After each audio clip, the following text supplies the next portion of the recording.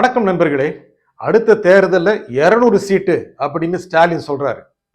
இது ரொம்ப ஓவரா தான் சொல்றாரு அப்படின்னு எல்லாரும் நினைச்சிட்டு இருந்தோம். ஆனா கிட்டத்தட்ட உண்மையாயிரும் மாதிரி தெரியுதுங்க. என்ன, பல கட்சி தலைவர்கள்லாம் அவர் வீட்டுக்கு கியூ கட்டி போய் நிக்கிறாங்க.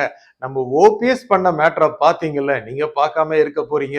என்ன பண்ணாரு, முதலமைச்சர் வாக்கிங் போற இடத்துல இவரும் போய் ஹாய் சொன்னாரு. அதுவே நமக்கு போதும். ஒரு வாரம் நம்ம கண்டென்ட்டை வச்சு தீட்டி இருப்போம். அதுக்கப்புறம் கூட்டம் நடத்தினாரு. என்டிஏல இருந்து வெளியே வந்துட்டாரு. என்டிஏல இருந்து வெளியே வந்துட்டாரா ஓபிஎஸ்? மோடியே நம்பி இருக்க மாட்டாருங்க. அப்படி வெளியே வந்தவரு எவ்வளவு பெரிய மேட்ரு. நம்ம என்ன பண்ணிருப்போம், ஒரு மாசம் அதை வச்சு கண்டென்ட் தீட்டு தீட்டு தீட்டு தேடிட்டு இருப்போம். அந்த மாதிரி ஒரு பஸ் கிரியேட் பண்ண வேண்டாமா? எவ்வளவு பெரிய விஷயம். மோடி சொன்னதுனாலதான் போய் எடப்பாடியோட கை குலுக்குன்னு அப்படி எல்லாம் சொன்னார்ல. மோடி கிட்ட எவ்வளவு தாழ்மையா இருந்தாரு. அதே மாதிரி அமித்ஷா கிட்ட அவ்வளவு பண்பா, அவ்வளவு பாசமா, அவ்வளவு நல்ல ஒரு நட்போட இருந்தவர் சடக்குன்னு வெளியே வந்துட்டாரு. தன்மானம் இருக்கல்ல அப்படின்னு டயலாக் வர விடுறாரு. அப்படி வந்தவரு கொஞ்சம் பொறுத்திருக்காம்ல. திருப்பி சாயந்தரம் போய் ஸ்டாலின் வீட்டுல போய் பூங்கொத்து கொடுக்கறாருங்க. எவ்வளவு அவசரம் என்னங்க வந்துச்சு? அரசியல்வாதிக்கு வர்ற அவசரத்தை நம்ம நல்லாவே உணர முடியாதுங்க. அவ்வளவு அவசரமா இருப்பாங்க. காலையில தூங்கி எந்திரிச்சோன்னா கட்சி மாறிடுவாங்க.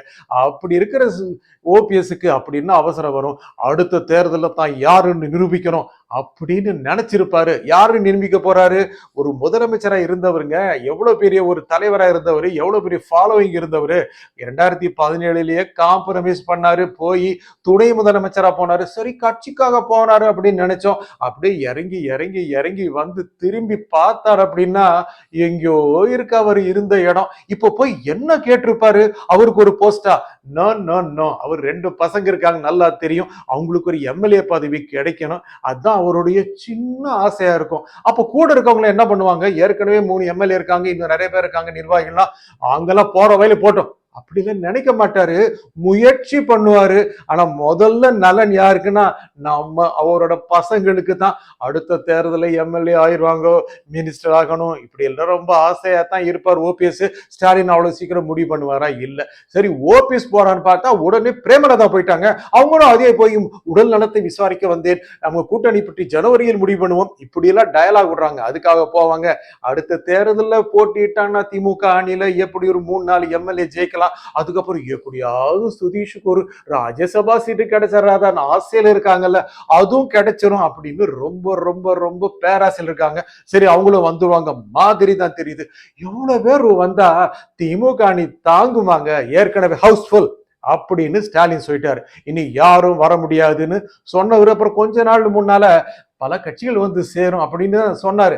இதெல்லாம் அவருக்கு ஹிண்ட் முதலே கிடைச்சிருக்கு மாதிரி தான் தெரியுது. ஏற்கனவே திமுக கூட்டணி ஃபுல்லா தாங்க இருக்கு. ஏன்னா திமுக ரொம்ப பெரிய அணியா இருக்கு. காங்கிரஸ் இருக்கு, விடுதலை சிறுத்தைகள் இருக்கு, இடதுசாரிகள் இருக்கு, முஸ்லீம் கட்சிகள் இருக்கு. எல்லாரும் சொல்றாங்க இடதுசாரிகள்லாம் 6 சீட்டா, நாங்க 6 சீட்டு எந்த காலத்துல போட்டிட்டோம் அப்படி எல்லாம் டயலாக் விடுறாங்க. நம்ம எழுச்சி தமிழர் திருமாவளவன் சொல்றாரு, ஆட்சியில பங்கு வேண்டும், இது எங்கள் கொள்கை, ஆனா உடனே நாங்க நிர்பந்திக்க மாட்டோம், ஆனா 25 இடம் வேண்டும் என்று தொண்டர்கள் விரும்புகிறார்கள். இதெல்லாம் ஆசைதான். ஆனா திமுக கொடுக்குமா? ஏன்னா ஏற்கனவே கியூல நிறைய பேர் நிக்கிறாங்களே. இதுக்கு நடுவில் டாக்டர் ஐயா அவரும் போய் மீட் பண்ணுவாராமே. அவர்கிட்ட கேட்டா நான் கேட்கல அப்படிங்கிறாரு. அவர் சொல்ற விதத்தை பார்த்தாவே கேட்டிருப்பார் மாதிரி தெரியுது. ஆனா கேட்கலையா, நம்புவான். அப்பனா இதே மாதிரி வந்து நின்னா என்னங்க ஆகிறது? திமுக எத்தனை தொகுதி எல்லாம் போட்டிடும்? ஏற்கனவே 133 ஜெயிச்சிருக்காங்க. அது திரும்ப ஜெயிக்க வேண்டாமா? ஜெயிக்க கூடாது. 117க்கு மேல திமுக தாண்டக்கூடாது அப்படின்னு நிறைய பேர் நினைக்கிறாங்க. முக்கியமா அமித்ஷா நினைக்கிறாரு. அந்த 117 மெஜாரிட்டி நம்பர் தாண்டாம திமுக பாத்துக்கங்க, 110 கீழே வைங்க. அதுக்கப்புறம் கூட்டணி கட்சியோட ஆதரவோட தான் திமுக ஆட்சி அமைக்கணுங்கிற நிலைமைக்கு தள்ளுங்க. அப்ப பாருங்க திமுக இந்த கூட்டணி கட்சிகளா செம்ம கொடைச்சல் கொடுக்கும் இல்ல அப்படின்னு அமித்ஷா நினைச்சிருக்காரு மாதிரி தெரியுது. அமித்ஷா மட்டுமா நினைக்கிறாரு? திமுக கூட்டணி கட்சிகளே அமித்ஷா மாதிரி தான் திங்க் பண்றாங்க. திமுக 117 கிடைச்சிடக்கூடாது, நம்மளை நம்பிதான் ஆட்சி அமைக்கணும், நாங்க ஆட்சியில பங்கு கேட்போம், எனக்கு அந்த அமைச்சர் கொடுங்க, எனக்கு இந்த அமைச்சர் கொடுங்க, துணை முதலமைச்சர் கொடுங்க, இந்த நிலைமை வரும் நினைக்கிறாங்க. ஆனா திமுக அதை வரக்கூடாதுன்னு நினைக்குது. மீண்டும் ஒரு முறை 120 130 சீட்டை தாண்டணும், பெரும்பான்மை ஆட்சி அமைக்கும் அப்படின்னு நினைக்கிறாங்க.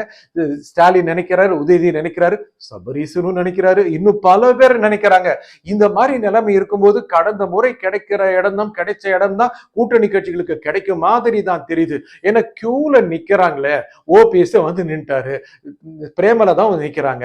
அப்போ விஜய்க்கு என்ன ஆகும்? விஜய் கட்சிக்கு போகத்தான் ஆசைப்பட்டாங்க. விஜய் பெரிய ஆட்கள் எல்லாம் சேர்க்க தயாராக இல்லை. ஏன்னா அவர் ஏற்கனவே சொல்லிட்டாரு, நம்ம தான் கேட்டு திறப்பா அப்படின்னு சொல்லிட்டாரு. அதனால அவர் தனியா போட்டி போட்டு எத்தனை தொகுதி ஜெயிக்கலாம், எவ்வளவு வாக்கு வங்கி வருது அப்படின்னு தெரிஞ்சுக்கலாம் ஆசையில இருக்கிறாரு. ஜெயிச்சா முதலமைச்சர், இருந்தா இருக்கவே இருக்கு லியோ டூ, இந்த மாதிரி போயலாங்கிற ஆசையில் தான் இருக்காரு. அப்போனா எதிர்கட்சி வாக்குல பிரிஞ்சிரு மாதிரி தெரியுது. ஏன் எடப்பாடி பெரிய கூட்டத்தை சேர்க்கலையா? போற இடமெல்லாம் சும்மா அள்ளி வீசினாங்களா, அப்படியே அலையா திறனாங்களே. திமுக கொஞ்சம் பயந்துருச்சு, எடப்பாடிக்கு எவ்வளவு கூட்டமான், என்ன நிர்வாக திறன், எல்லா நிர்வாகிகள்லாம் சும்மா அப்படியே அள்ளி அள்ளிட்டு வந்துட்டாங்க ஆட்களை. போற இடமெல்லாம் என்னமா பேசினாரு. ஆனா எல்லாமே ஓட்டா மாறுமா? ரொம்ப பெரிய சந்தேகம் தான். ஏன்னா அணி அமைக்கிறேன்னா எல்லாம் தேசிய ஜனநாயக கூட்டணியில, பாஜக அதிமுக கூட்டணியில வருவாங்க நினைச்சவங்க எல்லாம் நேரா எங்க போறாங்க? ஸ்டாலின் வீட்டுக்கு தான் போறாங்க. இன்னைக்கு கிருஷ்ணசாமி, ஜான் பாண்டியனும் போகாத கூட அவங்களும் போயிருவாங்க மாதிரி இருக்கு. அப்போ எடப்பாடியும் பாஜகவோட அமித்ஷாவும் சேர்ந்துதான் பிரச்சாரம் பண்ணி ஜெயிக்க போறாங்களா? ரொம்ப ரொம்ப கஷ்டங்க. டிடிவி என்ன பண்ணும் சொல்லவே முடியாது. கடைசி வரைக்கும் நாங்க தேசிய ஜனநாயக கூட்டணியில் இருக்கிறோம், நாங்க ஆட்சியில பங்கு வகிப்போம், இப்படி எல்லாம் சொன்னா எடப்பாடிக்கு வலிக்காதா? அவரு கடைசி நிமிஷத்துல போயிட்டு பனையூருக்கு போனாலும் போயிருவாருங்க. இந்த மாதிரி நிலைமை இருக்கும்போது திமுக ரொம்ப பலமா இருக்குங்க. இந்த தேர்தல எப்படியாவது 200 சீட்டு ஜெயிக்கணுங்கிற எண்ணத்தில் இருக்கு. இல்லாட்டி கடந்த முறை ஜெயிச்சதை விட அதிகம் ஜெயிக்கணும் அப்படிங்கிற ஆசையில் இருக்காங்க. அந்த 117 எல்லாம் கணக்கு போடாதீங்க பிஜேபி ஏடிஎம்கே, நாங்க 130 தாண்டுவோம் அப்படின்னு ஸ்டாலின் ரொம்ப கான்பிடென்டா இருக்காரு. ஏன்னா வந்து சேர்றாங்க நிறைய பேரு. அப்போ 200 சீட்டு கன்ஃபார்மா. நன்றி, வணக்கம்.